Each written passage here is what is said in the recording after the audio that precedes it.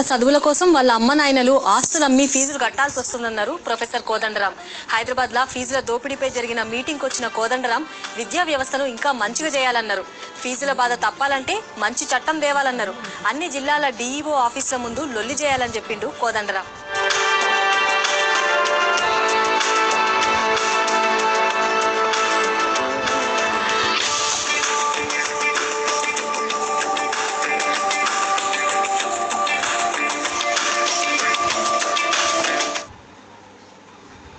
₹1,50,000, ₹1,60,000 హాస్టల్లో అయితే కట్టాల్సి ఉంటుంది.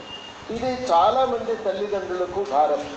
ఈ కార్పొరేటివ్ కాలేజీలలోనే దాదాపు 60% మంది విద్యార్థులు ఉన్నారు.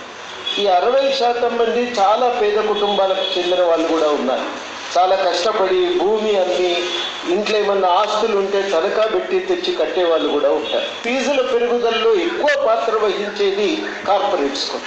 ఖచ్చితంగా కార్పొరేట్ స్కూళ్ళ వల్ల వచ్చే ప్రమాదాన్ని, దాని తాకిడితో వచ్చేటువంటి సమస్యల్ని కొంత తీవ్రంగా చూడవలసిన అవసరం. ఈరోజు నాకు ఈ స్కూల్ నచ్చలేదు, నా పిల్లల్ని తీసి ఇంకో స్కూల్లో వేయాలి అంటే దానికి అవకాశం లేదు. ఎందుకంటే one time donation, one time fee ఏ పేరు మీదైనా సరే దోచుకోవడం సర్వసాధారణం అయిపోయింది. పని మనిషి కాడి నుంచి ఒక ఆటో డ్రైవర్ కావచ్చు, ఒక రిక్షా డ్రైవర్ కావచ్చు, ప్రతి ఒక్కరి మనసులో స్కూల్ అంటే ప్రైవేట్ స్కూలు, ఇంగ్లీష్ మీడియం అంటే ప్రైవేట్ స్కూల్లో చెప్పే ఇంగ్లీషే.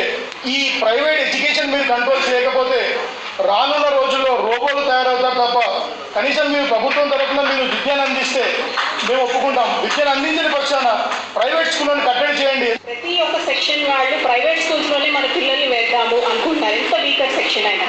దానికి కారణం ఏంటంటే గవర్నమెంట్ స్కూల్స్లో ఆ confidence government, any government, it is not giving us. అసలు వాల్యూసే పాటించిన ఈ స్కూల్ సిస్టమ్ మన పిల్లలకి ఎలాంటి వాల్యూస్ ఇన్కల్కేట్ చేస్తుంది, అది ప్రతి పేరెంట్ ఆలోచించాలి. పక్క రాష్ట్రం